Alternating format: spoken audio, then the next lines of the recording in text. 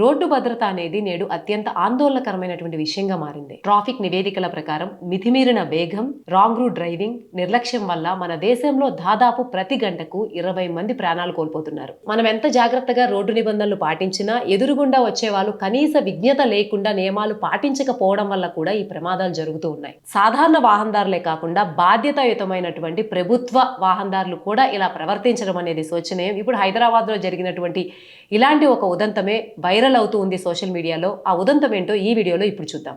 తాజాగా హైదరాబాద్ నడిబొడ్డున ఒక ఆర్టీసీ డ్రైవర్ రాంగ్ రూట్ లో బస్ డ్రైవ్ చేస్తూ ఎవరిని లెక్క చేయకుండా వెళ్ళిపోతూ ఉన్నాడు. అయితే ఎవరూ తన ఆపరని కూడా అనుకున్నాడు. అయితే అతనికి ఒక షాక్ మాత్రం ఒక బైకర్ రూపంలో తగిలింది.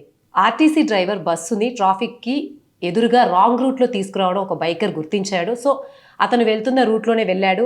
ఎప్పుడైతే ఆర్టీసీ బస్సుకి ముందుగా వచ్చి ఆ బస్సు తన మీద వెళ్ళిపోతుందేమో, ఇంకా స్పీడ్ చేస్తాడేమో అనేటువంటి భయం కూడా లేకుండా ఎదురుగుండా ఆపాడు. సో దగ్గరగా వచ్చినప్పుడైనా సరే ఆ బైకర్ కాస్త వెనక్కి తగ్గుతాడేమోనని ఆర్టీసీ బస్ డ్రైవర్ అనుకున్నాడు. సో దగ్గరగా వచ్చినా సరే అతను అలాగే ఆ బైక్ని అక్కడ ఆపేసి కోపంగా ఆ డ్రైవర్ వైపు చూస్తూ ఉన్నాడు. సో పక్కనున్న కుడివైపుకి కట్ చేసుకుని అటువైపు వెళ్ళిపోదామని చెప్పి ఆ బస్ డ్రైవర్ ఎవరైతే రాంగ్ రూట్లో వచ్చాడో అతను మళ్ళీ ట్రై చేశాడు. అయితే మళ్ళీ ఆ బైకరు అటువైపుకు తిప్పి అక్కడికి కూడా వెళ్ళి బస్సు ఎదురుగా వెళ్ళి అక్కడ కూడా బైక్ని అడ్డం పెట్టాడు.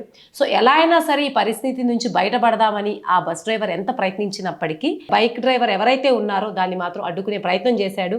సో వాళ్ళిద్దరి మధ్య ఆర్టీసీ బస్ డ్రైవర్ ఆ బస్ దిగి ఇక ఏ పరిస్థితి లేకపోవడం వల్ల కిందకు దిగాడు, అతనితో మాట్లాడాడు. అది కాస్త కొంత గొడవగా పరిణమించింది.